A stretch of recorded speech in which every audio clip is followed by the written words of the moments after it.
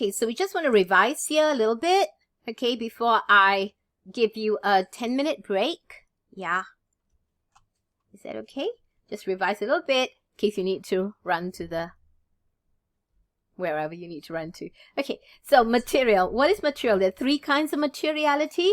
You have got material by value, material by impact. What is a material by impact? Where your adjustment can turn a big profit to a small profit, or turn a profit into a loss, or the adjustment can cause you to breach a debt covenant. They would all be considered to be material by impact. You need to know that. Or it is material by nature. Okay, now, can I ask you a question? You have got a post-balance sheet event. It is a non-adjusting event. Of course, it's a non-adjusting event. You've got to disclose it, right? Okay, so when you calculate materiality, would it be material by value or material by nature? Non-adjusting event.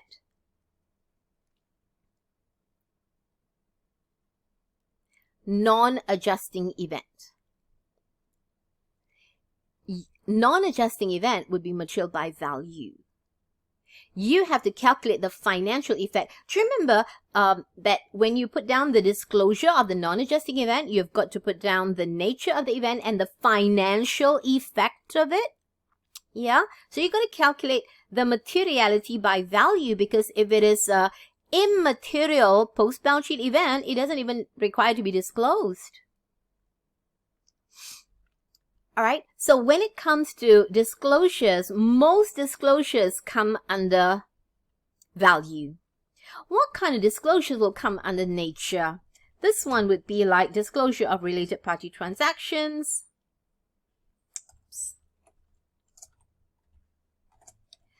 Other things are like disclosure of the audit fees. They're not material by value, but they are material by nature. Okay, discontinued operation. Yeah, discontinued operation is because it affects so many items. It's not by nature, actually. It is by value. You're looking at a discontinued operation. So if your division, let's say, is a $2 division, it's not going to impact anything. Discontinued operation would still be by value, because it affects so many items. You know, you got the assets held for sale. It would affect your non-current assets. It will affect your current assets. It will affect your liabilities. It will affect your presentation on the face of the financial statements. That will all be based on value.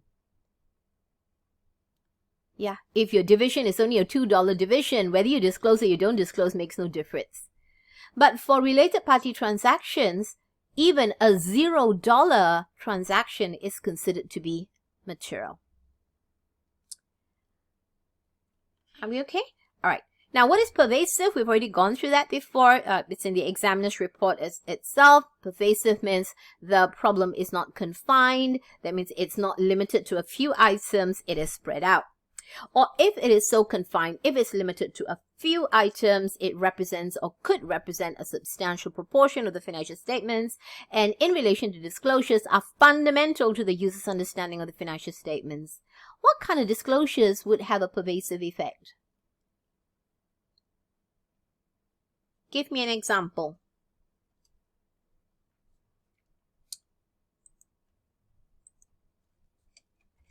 This one would be, that's right, going concern, but you've got to be careful here. So here would be non-disclosures when there is a significant MU.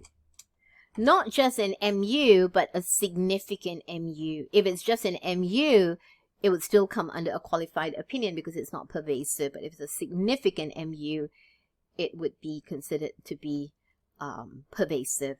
Quick question. What would be considered to be a significant MU? No, basis of preparation of financial statements. No, that one, if let's say you have changed from a going concern to a non-going concern, Yolanda, okay? If you don't disclose that, IS1 says requires you to disclose, and if you don't disclose that, that would come under nature. Material by nature. All right? That one will be material by nature. But what would be considered to be a significant MU? A significant MU, the company has not gone into liquidation, but where the directors are seriously considering.